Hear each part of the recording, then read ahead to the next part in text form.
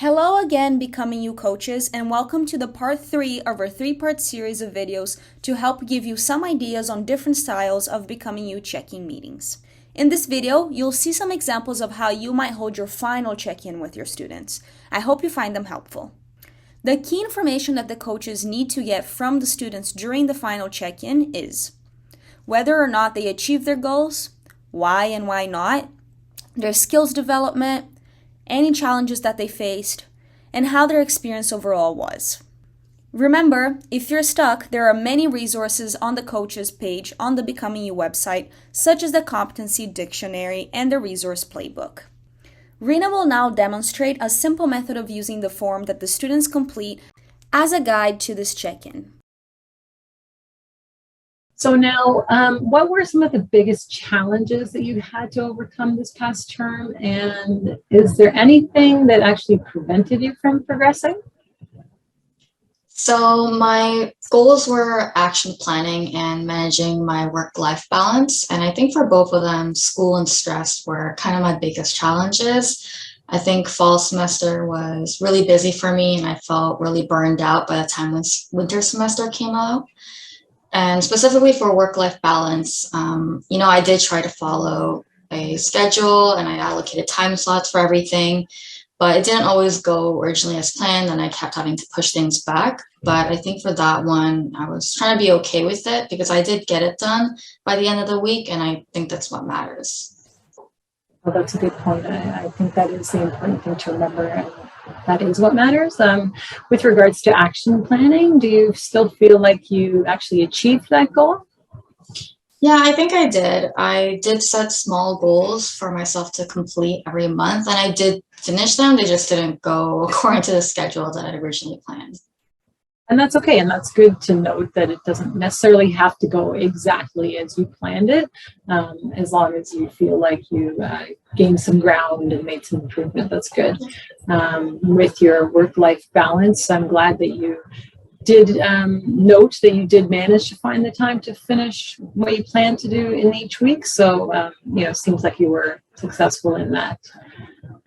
Next, is there anything that you would actually do differently in this experience if you had the chance to do it all over again? I don't think I would have done anything differently. I think I liked the goals that I set and they were relevant to what I was doing. I think they just didn't follow the schedule that I planned. And I guess that's an okay thing.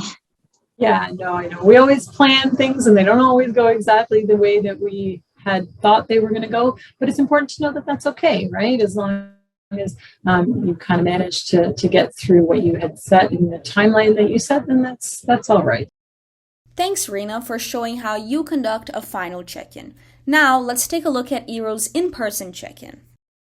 Well, Sonia, hi. It's been an awesome time, and it is with mixed feelings that, I say that we've come close to the end of your time with us, and it's been a true pleasure for me. So thank you for all the things that you've been doing. I thought we should, sit down, do a final reflection, check in based on what you've done so far, and see how everything went.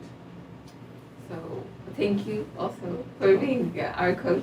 My So pleasure. I think that I really enjoyed working here, and I really enjoyed envisioning content related to mental health and creating them. I think it was at the same time informative but also fun. Mm-hmm.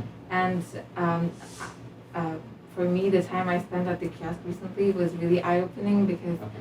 I realized that I really enjoyed being in contact with students Mm-hmm. and interact with leaders and team members, and having that experience I think was really beneficial for me. Awesome. Well, thank you for sharing that. I do appreciate that. And so you'll have the chance to work on some other reflection pieces for me. Tell me, what I can do as a coach. But for yourself, did you learn anything new during this experience? I feel like I learned to be able to narrow my strengths and weaknesses. Okay. For example, I didn't know that my communication skills or my creativity were some of the main positive skills that I had, but by creating social media content and being able to share ideas and all of that, Yeah. I realize it. And I believe it's the same with my weaknesses. I am now aware of my weaknesses and I can now overcome some of the challenges.